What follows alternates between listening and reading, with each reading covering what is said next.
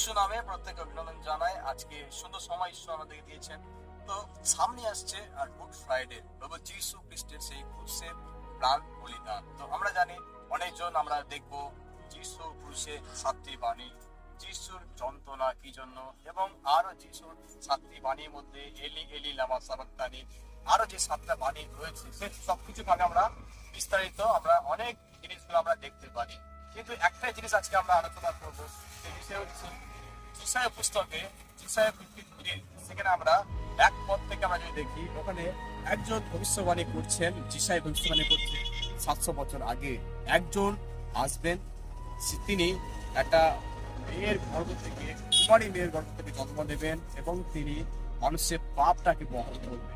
আর তার আঘাতে, তার যন্ত্রণায় মানুষ আর আমরা পাপ থেকে ক্ষমা পাবো এবং আমরা রোগ থেকে সুস্থ হব। সেটা হচ্ছে তার নিজের ভুল নয়, সে আমাদের জন্য।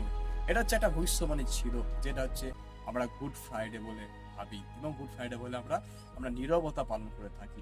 সেটা একটা নীরবতা নয়, সেটা একটা আমাদের জীবনে একটা পাপের পরিত্রাণ রূপে। তো আমরা আজকে যদি দেখি গুড ফ্রাইডে আসছে এবং ঈশ্বরের প্রেম, যিশুর প্রেম আমাদের জীবনে দেওয়া হয়েছে। ওই জন্য প্রিয় যিশুর প্রেমটাকে সবসময় মনে রাখুন এবং তাকে আরো তার দিকে ভালোবাসা, আরো তার দিকে প্রার্থনা করা, তার বাক্য পড়ার দিকে আরো মনোযোগ দেওয়া। ঈশ্বর আপনাকে আশীর্বাদ করুন।